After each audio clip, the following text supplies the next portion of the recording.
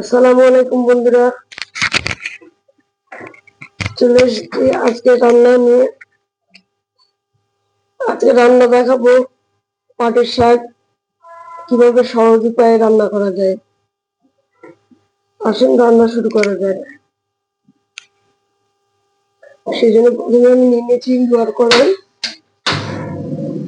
জালটা ধরে দিলাম।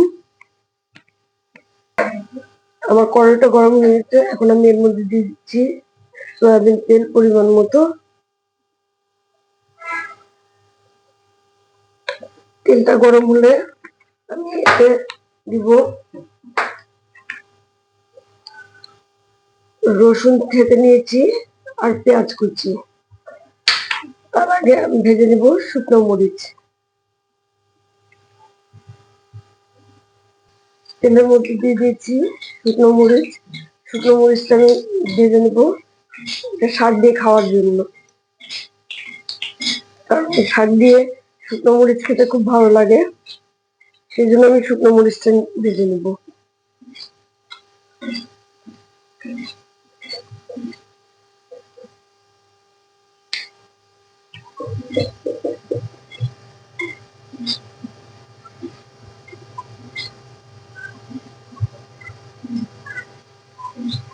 দেখুন আমার শুকনো মরিচটা ভাজা হয়ে গিয়েছে।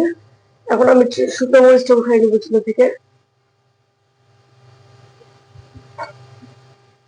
এখন আমি দিয়ে দিচ্ছি পেঁয়াজ কুচি আর রসুনটা।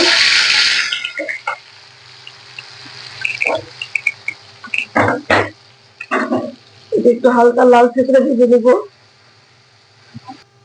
এভাবে রান্না করলে আপনার সেদ্ধ করার প্রয়োজন হয় না, আর এটা খুব তাড়াতাড়ি হয়ে যায়। এক পাখি রান্না হয়ে যায়, তেলে দেওয়া হয়ে যায়। সেজন্য আমি এটাকে একবারেই বসিয়ে দিব। এটা কাঁচা মরিচ ব্যবহার করবো না, যেহেতু আমি শুকনো মরিচ ভেজে নিয়েছি শাকের সাথে খাওয়ার জন্য, আর বাচ্চারাও খাবে, সেজন্য আমি এটাতে ঝাল দিব না। এখন আমার এটা প্রায় ভাজা হয়ে গেছে। এখন আমি এর মধ্যে দিয়ে দিব সেই পাট শাকটা।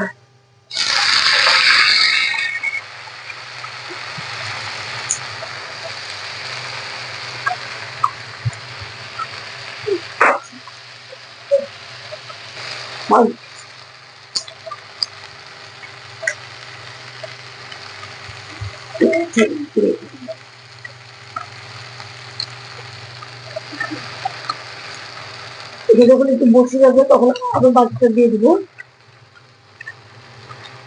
দিয়ে দিব লবণ।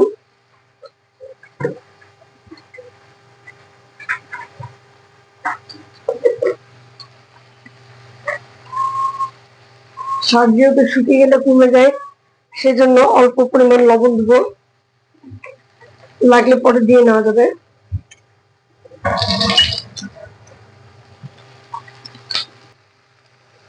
দিয়ে দিলাম বাকি শাকটুকু।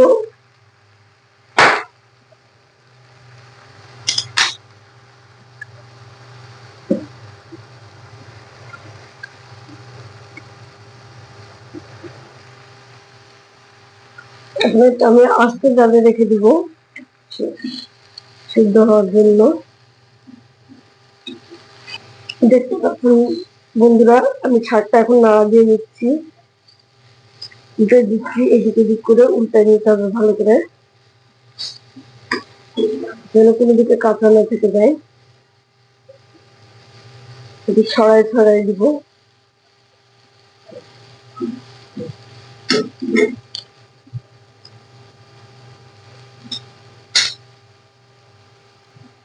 দেখেন শাকটা আমার আস্তে জালে দিয়ে রেখেছি, আস্তে আস্তে হচ্ছে শাকটা। এটা যখন ঝরঝরে হয়ে যাবে তখন আমি নামিয়ে নিব।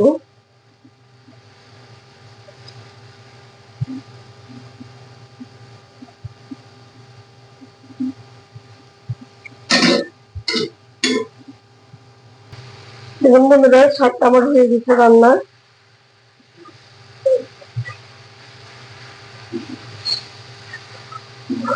পাটের শাকটা সবারই পছন্দ।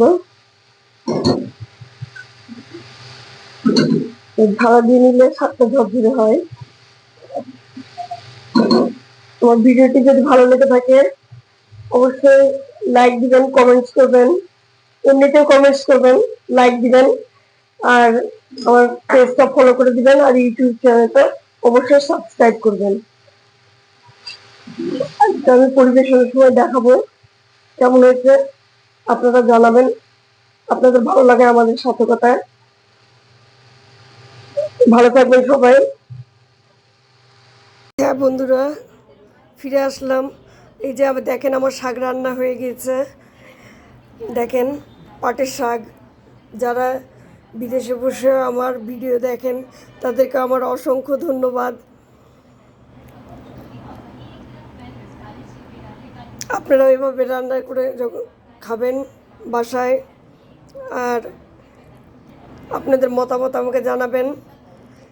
আর এই যে শুকনো মরিচ ভেজে রেখেছি শাকের সাথে খাবো বলে,